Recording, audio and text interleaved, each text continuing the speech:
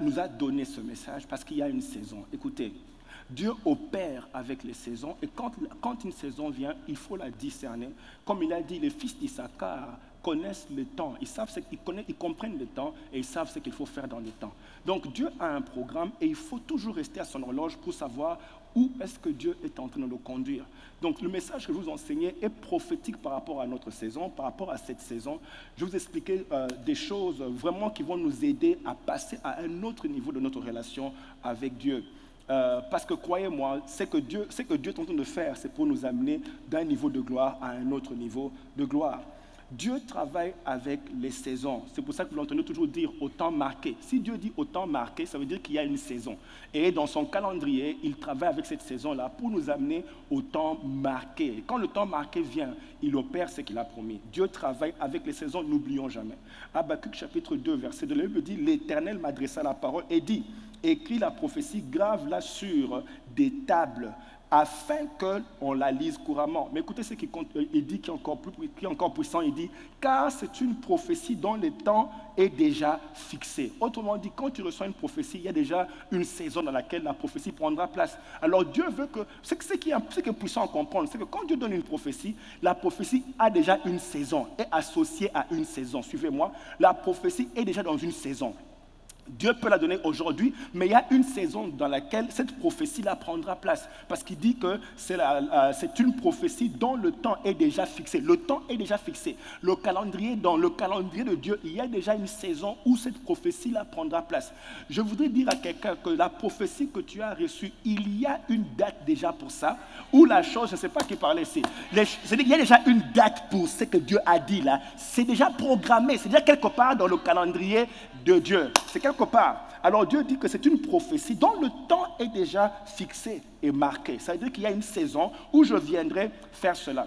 Quand la saison arrive, suivez-moi maintenant, quand la saison arrive, quand le temps marqué arrive de la prophétie, le Saint-Esprit maintenant va commencer à te mettre en alerte. Il va commencer à t'alerter. Il va commencer à réveiller ton attention. Il va commencer à t'équiper par rapport à la saison. C'est-à-dire que pour que tu ne rates pas la saison, l'Esprit de Dieu va commencer à agir dans ta vie pour te provoquer à être sensible aux choses qui sont en train de passer, pour que tu ne passes pas la saison.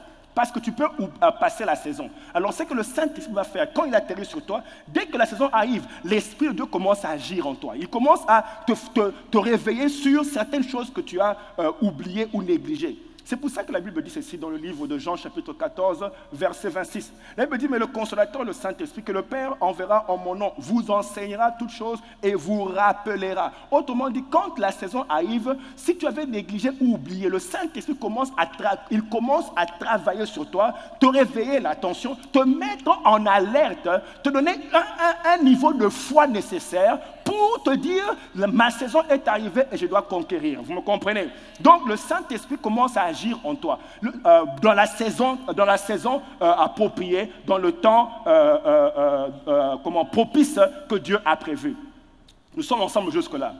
Alors, il va donc, la Bible dit, il va nous rappeler. Rappeler, ça veut dire que c'est des choses qui ont déjà été annoncées et lui, tout ce qu'il fait, c'est de te rappeler que maintenant la saison est arrivée. Vous allez voir, par exemple, dans l'exemple, dans le livre de Daniel.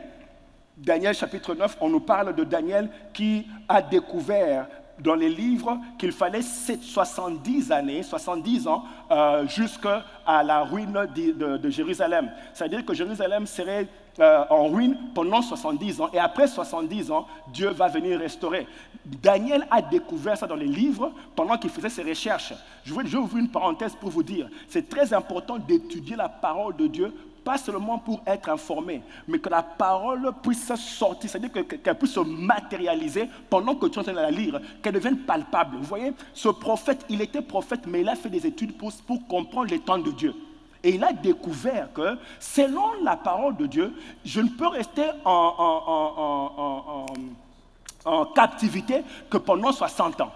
70 ans. Donc, après 70 ans maintenant, vous voyez, le Saint-Esprit l'a alerté par la parole de Dieu. Le Saint-Esprit l'a alerté pour savoir que le temps est arrivé. Qu'est-ce que tu es en train de faire dans la captivité? C'est illégal de rester en captivité selon la parole de Dieu. Vous me comprenez? Ce qui fait que c'est important de connaître la parole de Dieu. Je veux ouvrir une parenthèse et vous dire, du moins c'est une chose que j'ai découverte, qu'une chose que Dieu m'a enseignée.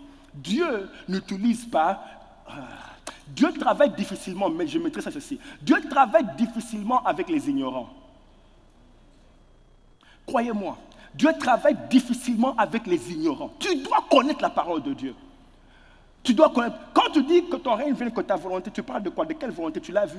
Est-ce que tu connais de quoi? Tu sais ce qu'il veut. Tu sais ce qu'il veut. Vous voyez, Dieu travaille difficilement avec les ignorants. Ça ne veut pas dire que tu ne peux pas prier. Tu vas beaucoup prier. Peut-être que tu seras sensible spirituellement. Seulement que tu n'iras pas loin avec cette sensibilité spirituelle. Vous allez nous dire, c'est pour ça que vous allez dire, ah, dans ces pays, les gens prient. Ils prient comment? Ils disent quoi? Il a fait 40 jours. Dans les 40 jours, là, il a fait quoi? Il faut la parole. Écoutez, Dieu a laissé tout un livre qu'on appelle biblios. Ça veut dire bibliothèque. Bibliothèque. 66 livres pour éduquer son peuple. Vous connaîtrez la vérité et la vérité vous affranchira. Daniel a donc étudié la parole et il a découvert que je ne peux pas rester en captivité. Mon point, c'est pour nous expliquer qu'il y a une saison, il y a toujours Dieu travaille avec les saisons et c'est important d'étudier dans quelle saison tu es. Et pour nous ici, nous sommes en train d'étudier la saison prophétique dans laquelle l'Église est. Alors, selon Dieu, selon ce que Dieu m'a enseigné, l'Église maintenant est dans la saison qu'on appelle le temps des amours. Je vous expliquerai ça plus tard. Le temps des amours. Le Saint-Esprit est en train de conduire l'Église à aimer Dieu avec passion. Maintenant, le Saint-Esprit est en train d'alerter l'Église, réveiller son attention sur le premier commandement. Il est en train de ramener le premier commandement à la une, qui est de aimer Dieu de tout son cœur, de toute son âme, de toute sa pensée. Le Saint-Esprit fait maintenant un travail de ramener le cœur de l'Église à ce premier commandement ici, à tomber amoureux de Dieu ou à aimer Dieu avec passion. Le Saint-Esprit est en train de mettre un zoom sur une dimension spéciale que l'Église a, ou une position spéciale que l'Église a, c'est la position de l'épouse. Vous voyez, il y a des relations qu'on bâtit avec Dieu, il y a la relation de fils, de serviteur, de fils et d'épouse. J'expliquerai ça plus tard. Mais je veux qu'on puisse comprendre que le Saint-Esprit, présentement dans l'Église, est en train de travailler le cœur de l'Église afin de tomber amoureux de Jésus-Christ, l'époux, d'aimer Dieu avec passion. Et il met un zoom sur la position de l'Église en tant qu'épouse. Maintenant, suivez-moi. Le plus grand commandement, Dieu dit que c'est le plus grand commandement. Ça veut dire que c'est le commandement qui a le plus grand impact sur le cœur de Dieu. Autrement dit, ton amour pour Dieu a un très grand impact sur le cœur de Dieu. Je n'ai pas dit ta prière, je n'ai pas dit tes chants, mais j'ai dit ton amour pour Dieu. Je n'ai pas dit ta prière, j'ai dit ton amour pour Dieu. Je répète, je n'ai pas dit ta prière, mais ton amour pour Dieu a une très grande valeur sur le cœur de Dieu, un très grand impact sur le cœur de Dieu. Ton amour pour Dieu définit la qualité des choses que tu vas donner à Dieu. Et à cause de cette qualité de choses que tu donneras à Dieu, ça provoquera une réponse conséquente. Voilà. Ton amour, écoutez, je répète, ton amour pour Dieu va définir la qualité des choses que tu donneras à Dieu. Et à cause de cette qualité-là, Dieu répondra par rapport à la qualité de ce que tu lui as donné. C'est pour ça que je dis que ce n'est pas tes prières qui provoquent Dieu à répondre nécessairement, mais c'est le niveau de ton amour qui provoque Dieu à répondre. Est-ce que vous me suivez? C'est pour ça que la Bible dit ceci. Je veux qu'on lise le psaume 91, verset 14. Lisons un peu le psaume 91, verset 14. Est-ce qu'on peut le lire ensemble comme une grande, grande famille? On y va, deux. Oh, attendez. On y va, deux. Oh, attendez. On y va, deux. Avec... Attendez une minute. J'ai dit le degré de ton amour va déterminer les qualités de choses que tu donnes à Dieu. Et à cause de cette qualité-là, Dieu répondra aux choses que tu demandes. Le degré de ton amour. Vous avez remarqué que chaque fois que Dieu parle de l'amour, il qualifie l'amour. Il ne dit pas seulement amour, mais il le qualifie. C'est-à-dire, il dit par exemple, aime l'Éternel, ton Dieu, de tout ton cœur. Il qualifie comment l'amour doit être. L'amour doit être de tout ton cœur. C'est-à-dire qu'on peut tous ici aimer Dieu, mais il y a des gens qui ont augmenté leur intensité. Alors ici, vous voyez, il dit, puisqu'il m'aime comment? Il qualifie encore ici le degré d'amour. Puisqu'il m'aime avec affection, dit le Seigneur, je le mettrai. Ah, lisons. Je le mettrai en une autre, parce qu'il connaît. Donc Dieu dit ici, Mon amoureux ici, je le délivrerai. Je le délivrerai parce qu'il a demandé la délivrance. Mais au-dessus de la délivrance, je ferai quelque chose parce qu'il m'aime. Je le mettrai en une autre retraite. Hein. C'est-à-dire que je vais lui donner une promotion, l'élever, le mettre à un endroit où on ne peut plus le toucher. Je ne peux plus le toucher. Ça, il n'a pas demandé. Moi-même, je sais où est-ce que je vais le mettre. J'irai le mettre là où on ne peut pas le toucher. Mais c'est parce qu'il m'aime avec affection. Il a prié. Il y en a qui prient. Dieu délivre et il s'arrête là. Mais d'autres prie. Il délivre, il dit, mais attends, si tu te délivres seulement, on va continuer de te toucher. Je vais faire de manière à ce qu'on ne te touche plus. Ça, tu n'as pas demandé. Mais comme tu m'aimes avec affection, après t'avoir délivré, je ferai ce que tu n'as pas demandé. Mais je le fais à cause de l'affection que tu as pour moi. L'amour donc a une grande valeur, grand prix. C'est la chose la plus chère que l'on puisse offrir à Dieu. C'est pour cela que Dieu dit, c'est le plus grand commandement. C'est la chose la plus chère que tu puisses offrir à Dieu. Alors suivez-moi. Comme l'amour est le fruit que Dieu recherche ultimement de grand prix. Comme l'amour, c'est le fruit que Dieu cherche ultimement. Puis-je faire une parenthèse et vous dire, bien-aimés, est-ce que vous savez qu'il n'y a que les hommes qui peuvent aimer Dieu? Il n'y a que toi qui peux l'aimer. Les arbres ne peuvent pas l'aimer. Les chats ne peuvent pas l'aimer. Le chien ne peut pas l'aimer. Les anges ne peuvent pas l'aimer. Toi. Alors vous imaginez le prix, s'il peut trouver un adorateur,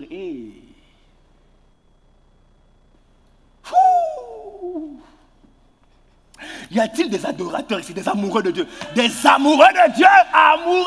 Je suis amoureux.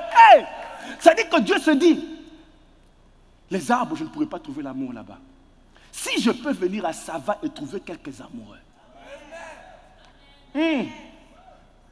L'amour, c'est le fruit que Dieu recherche ultimement. Pas le chant, pas le cantique. C'est le fruit qu'il cherche ça. Si l'amour est le fruit que Dieu cherche ultimement, ça devient la cible que Satan vise pour l'étouffer et t'empêcher de l'aimer. Ton amour pour Dieu est la cible de Satan. Lisons Matthieu chapitre 24, verset 12. Est-ce qu'on peut lire ce passage? On y va. Matthieu 24, verset 12. Matthieu 24, verset 12. Lisons ensemble. Deux, on y va. Répondons ensemble. Deux, on y va. À cause de la progression du mal, l'amour du plus grand nombre se refroidira. Vous voyez comment ici, le diable utilise la progression du mal pour assassiner ton amour pour Dieu. Parce qu'il sait que c'est ce que Dieu cherche. Lui aussi, sa cible, c'est ton amour. Et il va utiliser la progression du mal. Ce passage est prophétique. C'est-à-dire que ce passage est dans les événements, les signes de dernier temps. Jésus maintenant prévient l'Église. Il dit, attention, je sais qu'aujourd'hui tu dis que tu m'aimes. Mais bien aimé, ne faisons pas comme Pierre. Quand Jésus lui a prévenu que tu vas me trahir, Pierre, au lieu de se préparer, il a dit, ah non, moi je ne trahirai jamais. Bien aimé, Jésus dit, ce n'est pas... Les un là, je sais que d'autres me disent c'est de quoi on parle. Un, ça dit vraiment, comment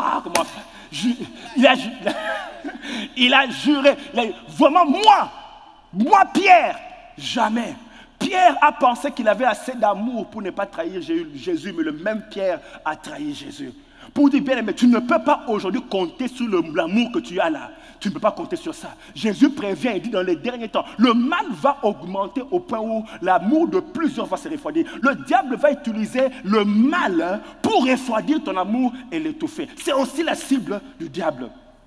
Bien aimé, il va sans dire que nous sommes dans cette saison-là. Et c'est pour ça que Dieu réveille l'Église sur ce message. Moi je bénis Dieu parce qu'il nous choisit pour ce message. Nous sommes en pleine volonté de Dieu. Vraiment il va sans dire que nous sommes le mal est en train de croître à une grande vitesse. Ceux qui font le mal maintenant sont félicités, même par le président des États-Unis. Si tu fais quelque chose de mauvais, le président lui-même t'appelle, il interrompt les grandes réunions d'économie, il t'appelle, il te dit félicitations. I am proud of you. Les choses qu'on ne pouvait pas dire à l'extérieur sont devenues des débats maintenant à la télévision. Et le mal grandit à une grande vitesse. Les lois changent tous les jours pour favoriser le mal. Les lois. Tous les jours ici, on doit arranger les lois pour favoriser le mal. Maintenant, il y a des nouvelles maladies. Et les anciennes s'intensifient. J'ai parlé avec quelques frères, on avait une réunion du conseil la fois passée, dimanche passé. Il y a une sœur qui nous a donné un témoignage. Franchement, je n'avais jamais entendu parler d'une maladie comme celle-là. Mais gloire à Dieu, Dieu l'a guéri dans cette église. Dieu l'a guéri dans cette église. Dieu l'a guéri dans cette église. Il y a quoi? C'est quoi? C'était 3 semaines. 3 semaines. On a prié pour elle, elle est partie. 3 semaines. Dimanche passé, elle est venue souriante. Vraiment, chez nous, tous les 42, 32, 67, everything was out. Elle était dans la joie. Elle était dans la joie. Mais quand elle a expliqué la maladie qu'elle avait, nous nous sommes regardés, j'ai dit, mais c'est presque des choses. Le diable est devenu créatif par rapport aux maladies. Franchement, je n'avais jamais, moi, de ma vie, entendu qu'il y a des gens qui souffrent des choses comme ça. Le diable est devenu créatif au genre de maladie créative. Mais je bénis Dieu parce qu'il a aussi positionné. Il a donné assez de gloire to deal avec ces problèmes-là. Bien aimé, il y a assez de puissance en Dieu de confronter n'importe quel problème, il ne faut pas négliger ni diminuer la puissance de Dieu. Elle est big, powerful enough pour ce problème-là. Je bénis Dieu parce qu'elle est venue. Je me demande, elle serait restée avec son problème. Un sac de médicaments. Ils sont allés chez les médecins. Son mari disait, on dit chez le médecin, every week. Les médecins ne trouvaient rien. Toutes les semaines. Voilà les sacs de médicaments. Je bénis Dieu pour le Dieu de Sava. Le Dieu qui est ici, là. Il fait des grandes choses. Moi, je bénis Dieu pour ça.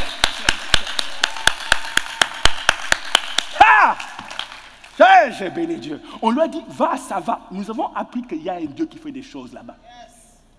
Elle est venue aussi, Dieu a fait quelque chose. I think that's glorious. Mais voyez comment le mal s'intensifie. Ces choses-là peuvent attaquer ta foi. Attaquer ta foi.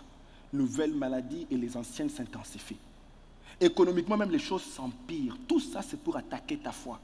Vous savez, quand je dis économiquement, les choses s'empirent, peut-être qu'on ne réalise pas, mais on trouve toujours les moyens de te soutirer l'argent que tu as et plus encore. Pendant que, écoutez, j'ai réalisé bien, mais vous vous rappelez que dans le temps, les softwares, comment ils appelaient, les logiciels, tu pouvais aller acheter un logiciel et l'utiliser pendant 5 ans. Si tu veux, c'est ton logiciel à toi. Maintenant, le logiciel, tu loues.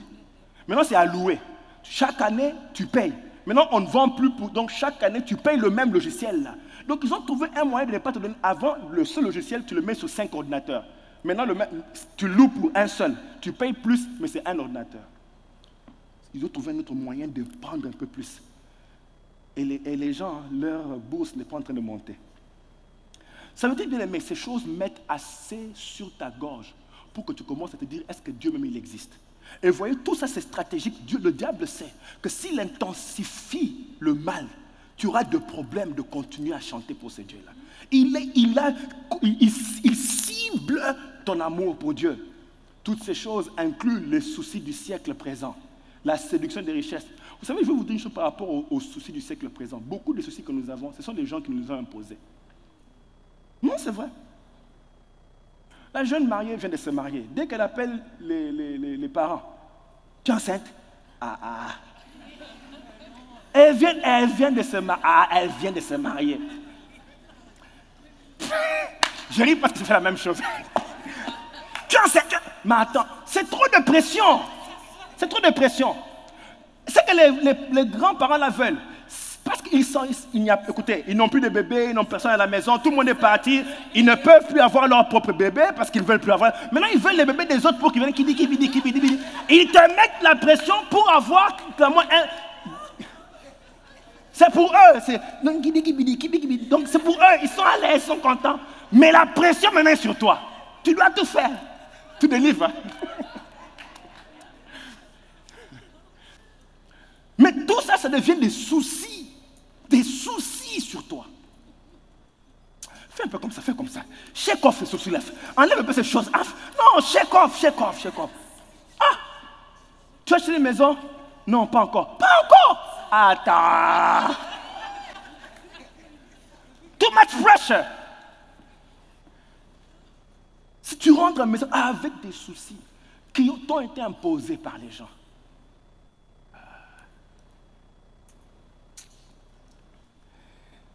dis un peu, je me libère de tous ces soucis-là, de tous ces fardeaux. Alors vous voyez que le diable maintenant utilise tout ça, souci du siècle présent, la séduction des richesses, l'invasion, toutes les convoitises. Tout ça, sa cible, c'est d'assassiner ton amour pour Dieu. Vous savez ce qui m'inquiète le plus dans ce passage? Ce n'est même pas le fait que le diable va augmenter le mal pour assassiner l'amour. Ce qui m'inquiète le plus, c'est le fait que la Bible dit que l'amour d'un plus grand nombre va se refroidir. C'est-à-dire que ce n'est pas seulement l'amour même pas la moitié. La Bible dit d'un plus grand nombre. Ça veut dire ceci, que prophétiquement, Dieu explique que s'il y avait par exemple 3000 personnes, 1000 c'est la moitié. 2000 c'est un grand nombre. 2500 c'est un plus grand nombre. Et la Bible dit l'amour d'un plus grand nombre se refroidira. Ça veut dire qu'il n'y aura que 500 qui vont rester. Demande pas à quelqu'un, tu penses que tu es parmi les 500? Non, laisse. On continue.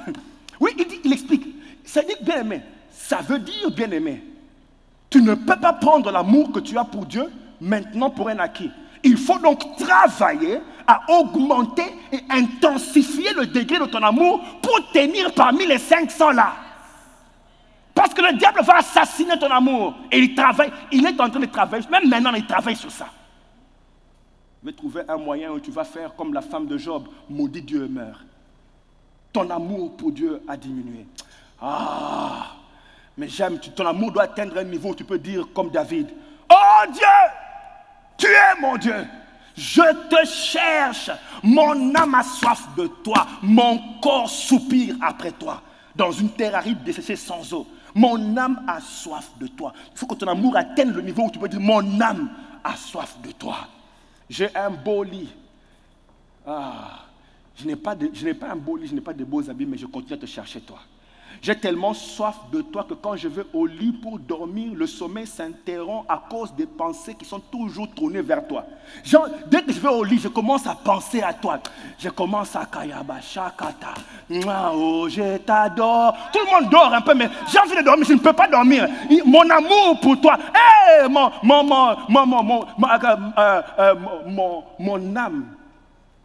mon âme soupire après toi. Ah. Des paroles pleines de charme bouillonnent dans mon cœur. Des paroles pleines de charme bouillonnent. J'ai envie de dormir, mais il y a des paroles qui font toukou, toukou, toukou, toukou, toukou, toukou. Je veux dormir, mais le cœur continue toukou, toukou, toukou. Et finalement, je dis, reçois la gloire. Oh, tu es Dieu. Wouh! Je ne me lève pas parce que c'est un programme de prière. Je me lève parce que mon amour pour toi me dérange tellement. L'amour me dérange tellement. L'amour me dérange. Je vais dormir. Je sais que je vais me réveiller à 3 h du matin pour prier. Mais je précède l'aurore à cause de mon amour pour toi. Il faut que ton amour atteigne un point où tu sors des programmes. Ce ne sont plus des programmes qui te poussent à prier. Tu ne jeûnes plus parce qu'il y a un programme de jeûne. Tu jeûnes parce que tu dois l'avoir lui. J'ai soif de toi. Je n'ai pas dit d'un lit. J'ai soif de toi. Je n'ai pas dit un coussin. J'ai soif de toi. C'est toi. Je dévance l'aurore pour te chercher. J'ai des difficultés de rester au lit et loin de toi. Pendant trop longtemps, j'ai des difficultés. De temps en temps, quand il y a un break de 10 minutes, les autres vont prendre le break de, je sais pas moi, smoke break, coffee break. Moi, je prends un love break. Je prends, oui, je vais vite dans la toilette, je me ferme un peu, je m'enferme, je commence. Oh, je t'adore, oh, je t'adore. Après, je rentre vite au travail. Je dis, je viens de toucher sa robe, maintenant ça va. Ah, je viens de toucher un peu. De temps en temps, je vais vite encore lire quelques versets et voir qu'est-ce qu'il a dit de moi. De voir qu'est-ce qu'il pense de moi. Je ferme, je bondis un peu, je jubile un peu, je rentre. Je suis tout le temps épris de son amour. Au lieu d'être intoxiqué par tout ce qu'on t'a dit, de devil is a liar. Moi, je pense à lui. Il faut que ton amour atteigne ce niveau-là, au-dessus des programmes. Il dit, mon âme soupire. Soupire, ça veut dire que c'est l'expression d'une passion amoureuse. Mon âme soupire. Mon âme soupire. Ah. C'est le message que Dieu veut qu'on puisse propager, amener l'Église à aimer Dieu avec une forte passion. Ça veut dire que, ici, écoutez, hein, il dit, dans une terre aride, desséchée, sans eau. Une terre aride est déjà desséchée. Une terre desséchée est déjà sans eau. Donc, il explique l'intensité du problème. Il explique que mon problème est compliqué. Mais il dit, même dans le problème le plus noir, je n'ai qu'une requête. Mon âme a soif de toi. Attends, David, tu as oublié que tu n'as pas d'habit. Oui, je n'ai pas assez d'habit, mais mon âme a soif de lui. David n'a pas vu ce qu'il t'a dit. J'ai vu, mais mon âme, est-ce que vous comprenez? Mon âme, je peux demander autre chose, mais mon âme a soif de toi. Dis un peu, mon âme a soif de toi. On a retenu, nous retenons alors, bien-aimés, que l'amour pour Dieu, c'est le fruit que Dieu veut de nous. Vraiment retenez ça. Dieu veut l'amour. C'est le fruit qu'il recherche. Il attend ultimement de recevoir de nous l'amour. C'est-à-dire qu'en fin de compte, après avoir tout fait, c'est quoi encore la chanson? Après tout, c'est quoi? Après chanter. Oui, après. Oh, je t'aime. Après tout, je t'aime. Tu es mon roi. Donc Dieu dit, après tout, tout ce qu'il veut récolter de toi, c'est l'amour. C'est pour ça que vous voyez l'histoire du figuier. Il est venu chercher le fruit de l'amour. L'histoire du figuier explique bien ce principe. Il est venu chercher le fruit de l'amour. La Bible dit que Jésus a eu faim. Faim, ça veut dire qu'il désirait avec passion ce fruit-là. Vous voyez, quand vous lisez la Bible est spirituelle. Quand il parle de faim, la Bible veut nous c'est-à-dire qu'elle explique quelque chose de physique elle montre quelque chose de physique en parallèle pour expliquer quelque chose de spirituel. Jésus a eu faim, ça veut dire qu'il désirait un fruit. Faim, ça veut dire qu'il désire ce fruit avec passion, le fruit de l'amour. Dis un peu, je donnerai l'amour à Dieu. Dis ça. Je donnerai l'amour à Dieu. Il y a un passage qui explique bien le désir de Dieu. Allons dans Luc chapitre 13, verset 6. Luc chapitre 13, verset 6. Est-ce qu'on peut lire ensemble? On y va. Il dit aussi, dit un peu parabole. Alors, parabole, les paraboles, ce sont des histoires que Jésus-Christ utilisait pour établir des vérités spirituelles. Donc, ce que vous lisez ici, ça a à voir avec le monde spirituel. Ce qu'on lit ici, ça a à voir avec le monde spirituel. Quand il dit parabole, comprenez qu'il est en train d'établir une vérité spirituelle. Ça va? Ok, lisons. On y va 2. Il dit aussi cette parabole, un homme figuier planté dans sa vigne. Il vint pour y chercher du fruit et il n'en trouva point. Et puis,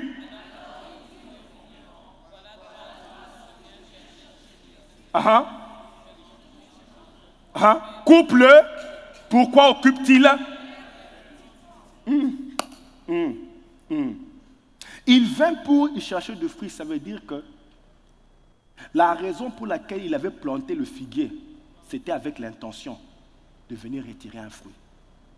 Est-ce que vous me suivez? Donc intentionnellement dans ta vie, tout ce que Dieu te donne de faire, c'est pour un jour venir tirer un fruit. Tout ce qu'il fait, c'est que finalement, il veut recueillir un fruit, le fruit de l'amour.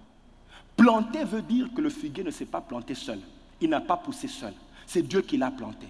Autrement dit, c'est Dieu qui a amené le soleil, qui a amené la pluie, qui a amené les nutriments, parce qu'il a planté. Il a amené tout ce qu'il faut pour que le figuier commence à produire des fruits. Je voudrais rappeler à quelqu'un ce matin que tu dois réaliser que tu n'es pas arrivé là où tu es arrivé de toi-même. Dieu t'a planté. Dieu t'a planté. Tu n'as pas eu le travail parce que tu es intelligent, Dieu t'a planté. Tu n'es pas marié parce que tu es la plus jolie, c'est Dieu qui t'a planté. Dis un peu, Dieu m'a planté.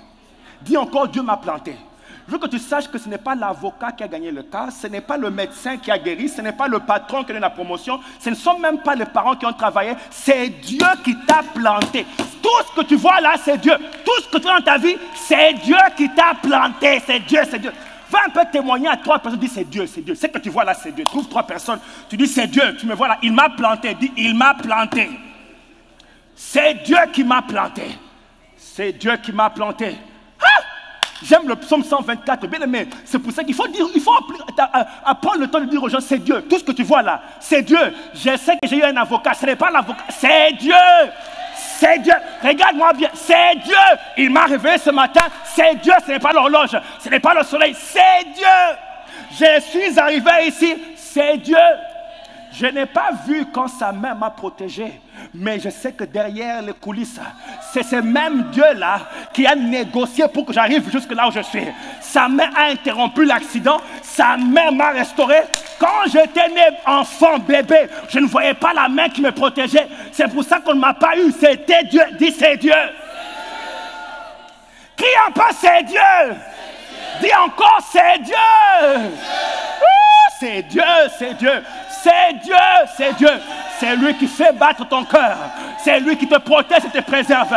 David dit l'Éternel est mon berger. Il reconnaît que c'est Dieu. C'est Dieu. C'est Dieu, c'est Dieu. Ce n'est pas ton avocat. Il ne sait pas parler. C'est Dieu. C'est Dieu. Des fois, on pense qu'on se dit, ah, j'ai eu un bon médecin. Bien aimé, ce n'est pas la main du médecin dans ce ICU là. C'est l'intervention de Dieu lui-même. C'est Dieu lui-même qui a fait le travail. C'est Dieu. C'est Dieu, c'est Dieu, c'est Dieu, c'est Dieu. Il t'a pris d'où tu es et il t'a amené là où tu es. Il a dit à David, n'oublie pas d'où je t'ai pris. Ne pense pas que c'est parce que tu sais bien chanter. Moi-même, Dieu, je t'ai cherché derrière les brebis. Ah! C'est Dieu! On doit apprendre à donner la gloire à Dieu et dire c'est à cause de lui que je suis ce que je suis. Ça, c'est à cause de Dieu. Crie un peu, c'est Dieu! C'est Dieu, c'est Dieu, c'est Dieu. C'est lui qui a fait que tu sois marié. C'est lui qui a fait que tu aies des enfants. C'est lui qui a fait que tu sois en bonne santé. C'est lui qui fait battre ton cœur. C'est lui qui restaure ta vie. C'est Dieu! C'est Dieu! S'il y a encore l'espérance dans ta vie aujourd'hui, c'est parce qu'il y a un Dieu en toi, Christ en moi, l'espérance, la gloire de demain. C'est Dieu! Si tu pries aujourd'hui pour de bonnes choses, c'est parce que tu sais qu'il y a un Dieu. Tu diras, c'est Dieu. Et c'est Dieu, c'est Dieu, c'est Dieu, c'est Dieu. Si tu sors le matin, tu reviens la nuit, apprends à dire c'est Dieu. Pas parce que tu es un bon chauffeur, c'est Dieu. C'est Dieu. Bien-aimé, j'ai vu des gens conduire bien dans leur ligne. Ils respectaient le kilométrage là, limite, ils respectaient tout. Mais il y avait un drunk, un ivre, et un ivrogne qui a quitté sa route et est venu vers toi. Ce n'est pas parce que tu es safe, que tu conduis bien, que tu as la ceinture. Mais Dieu, c'est Dieu, c'est Dieu. Cet ivre-là pouvait venir vers toi. Mais Dieu a enlevé l'ivresse pendant 15 minutes pour qu'il te passe. C'est Dieu. C'est Dieu. Laissez-moi le bénir un peu, c'est Dieu. C'est lui qui a fait tout ça. C'est Dieu. C'est Dieu. C'est Dieu. C'est Dieu. C'est Dieu. Il m'a préservé, il m'a protégé, il intercède pour moi. Je n'ai pas prié comme il le fallait. Mais Dieu, c'est Dieu. Il a embauché son propre fils Jésus-Christ pour intercéder pour ma cause. C'est Dieu. C'est Dieu, c'est Dieu, c'est Dieu. C'est lui qui guérit. C'est lui qui restaure. C'est lui qui protège. Ferme les yeux, dors. Qui veille sur toi? Qui veille sur toi? Qui veille sur toi? Qui veille sur toi? Qui veille sur toi? C'est lui qui veille sur moi, ne dort ni ne sommeille. C'est Dieu. C'est Dieu. David a dit, si l'Éternel n'avait pas été pour nous, qu'Israël le dise, si l'Éternel n'avait pas été pour nous, si l'Éternel n'avait pas été pour nous, lorsque des hommes sont venus nous attaquer, ils nous auraient engloutis vivants. Quand leur colère s'est enflammée contre nous, si l'Éternel n'avait pas été pour nous, si l'Éternel n'avait pas été pour nous, j'ai envie de ne sais pas quoi faire. Si l'Éternel n'avait pas été pour nous, Si l'Éternel n'avait pas été pour nous, il nous aurait engloutis. Il nous aurait engloutis. Hey! Reçois la gloire. Crie un peu, c'est Dieu. On reprend nos places. Alors la Bible dit, bien-aimé, alors ne sois pas amnésique. N'oublie pas d'où tu viens. Tu dois lui rendre gloire. Tout ce que Dieu est en train de faire, tu dois lui rendre gloire. Il dit, c'est toi. C'est toi qui as accompli toutes ces choses-là. David dit, mon âme bénit l'Éternel. N'oublie aucun de ses bienfaits. Que tout ce qui est en moi bénisse son Saint-Nom. Mon âme bénit l'Éternel et n'oublie aucun de ses bienfaits. Bien aimé, des fois tu négliges, tu vas dire, je n'ai pas de maison, mais je n'ai pas de voiture, mais souviens-toi que tu as des chaussures. Bénis Dieu pour les... Bénis Dieu pour les chaussures que tu as. Oh, je n'aime pas le lit que j'ai, mais bénis Dieu pour le coussin. Au moins tu as un endroit où mettre la tête. Mon âme bénit l'Éternel, n'oublie aucun de ses bienfaits. C'est lui, écoutez, il dit, c'est Dieu. C'est lui qui pardonne toutes mes iniquités. C'est lui qui guérit toutes mes maladies. C'est lui qui délivrera ta vie de la fosse. C'est lui qui te couronne de bonté et de miséricorde. C'est lui qui rassasie de bien ta vieillesse. Ta vieillesse, il rassasie de bien. C'est lui qui te fait rajeunir. Ce n'est pas le sport que tu fais tous les matins. C'est lui. Dis un peu, c'est Dieu. C'est Dieu qui fait toutes ces choses. C'est Dieu qui accomplit toutes ces choses-là. Dieu veut qu'on comprenne que c'est lui. Alors il dit à l'arbre, c'est moi qui ai planté l'arbre. L'arbre n'est pas en train de recevoir la pluie toute seule. Ce n'est pas l'arbre qui dit pluie viens. Non, non, c'est Dieu. Comme il t'a planté, il va prendre soin de toi. Parce qu'il t'a planté, il va te défendre. Parce qu'il t'a planté pour voir tes besoins. C'est Dieu qui fait ces choses-là. C'est Dieu. Il dit, j'ai planté l'arbre. J'ai planté. L'arbre n'est pas venu de lui-même, c'est Dieu qui a planté l'arbre. Ton programme là, tu n'as pas fait de toi-même, c'est Dieu qui a planté. Et Dieu veut qu'on sache que c'est lui. Il dit, j'ai planté l'arbre. Mais dit, mon problème est celui-ci. J'ai planté l'arbre, mais maintenant je viens rechercher le fruit. Il n'y a rien. Et puis il dit, j'ai fait 3 ans. Ça veut dire que chaque année, il y avait une saison de produire le fruit. Il vient, mais le fruit n'est pas là. Il dit, comment ça? Après tout ce que j'ai fait, il n'y a toujours pas de fruit. Ok, je reviendrai encore l'année prochaine. Je reviens l'année prochaine. Il n'y a pas de fruits. Mais c'est moi qui ai fait pleuvoir. C'est moi qui ai mis le fumier et c'est moi qui préserve l'arbre. Où est le fruit? 2e année, il n'y a pas. 3e année, il n'y a pas de fruit. Découpez-moi l'arbre. Mais béni soit le Seigneur pour l'intercesseur. Il a dit non. Laisse-moi encore travailler sur lui. Laisse-moi encore faire. Je vais encore travailler. Travaillons, laisse-moi encore faire le travail. Je bénis Dieu pour l'intercesseur. Non, je bénis Dieu pour l'intercesseur. C'est-à-dire que les choses n'ont pas toujours été correctes, mais il y a quelqu'un qui intercède jour et nuit. Dis, attends. Donne-lui encore l'année prochaine. Laisse-moi encore travailler. Laisse-moi encore mettre un peu plus de fumier. Mais tout ce que Dieu fait, c'est avec une intention. Il doit avoir le fruit. C'est pour les fruits qu'il te bénit.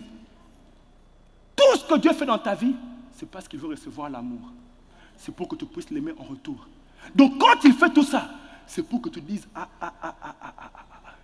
malgré tout ce que j'ai fait, il continue de me pardonner. Je t'aime. Ma famille à moi m'a disqualifié, mais toi tu m'as qualifié. Je t'aime. Je t'aime. Dieu veut que tu arrives au point où ton amour maintenant est réveillé. Donc tout ce qu'il est en train de faire, c'est pour cueillir. Tout ce que Dieu fait maintenant là dans ta vie, right now, s'il te protège, il veut avoir un niveau de gloire qui va sortir de toi. Tu vas penser, dire, non, comment il peut m'aimer comme ça? Réagir à son amour. Tout ce qu'il fait, c'est pour que tu puisses l'aimer. Alors moi je dirais, les gens qui ont eu beaucoup de problèmes, c'est parce que Dieu veut cueillir un grand fruit.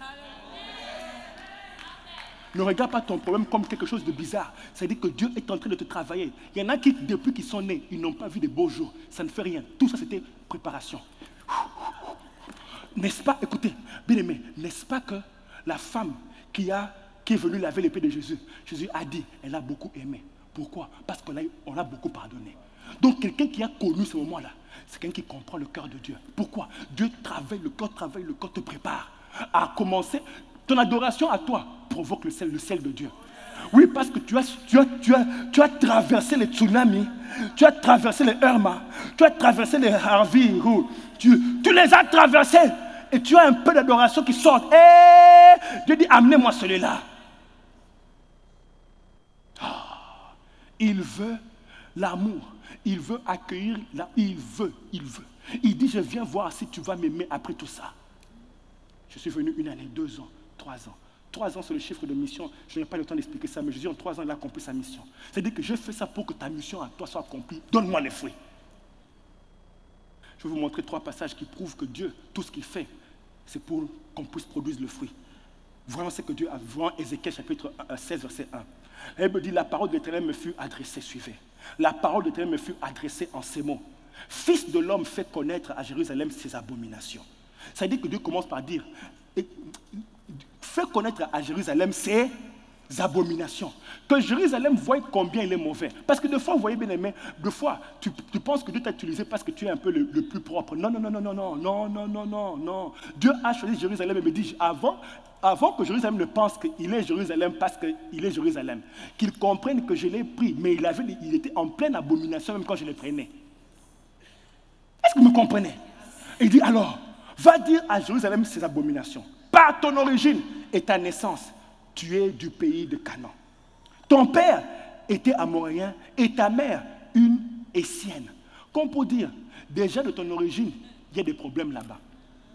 Du côté de ton père et du côté de ta mère. Il y a déjà des problèmes. Ces deux-là étaient des idolâtres. Tu n'es pas descendu d'une souche pure. Que ce soit du côté de ton père, du côté de ta mère, c'est déjà compliqué. Mais puis il continue, il dit, à ta naissance, au jour où tu naquis, ton nombril n'a pas été coupé.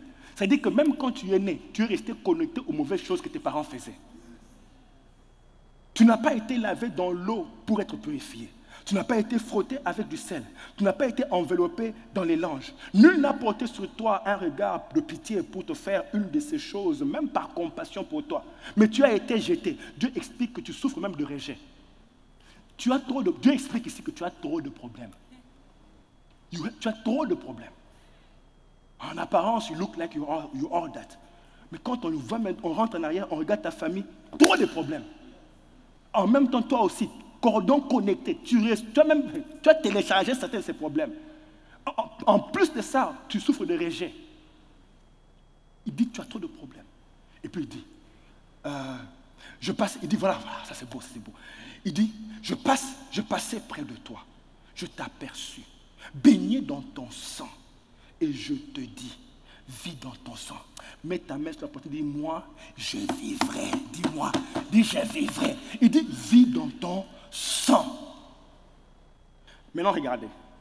Il explique d'abord les problèmes. Et puis il dit, je t'ai multiplié, maintenant voilà ce qu'il lui a fait. Je t'ai multiplié par 10 000. Comme les herbes des champs. Tu as pris de l'accroissement. Tu grandis. Tu deviens d'une beauté. Ça, c'est ce que Dieu fait. Tu deviens d'une beauté parfaite. Tes seins se formaient. Ta chevelure se développa. Mais tu étais nu. Verset 8, il dit, je passais près de toi et je regardais. Voici, ton temps était là. C'est quoi?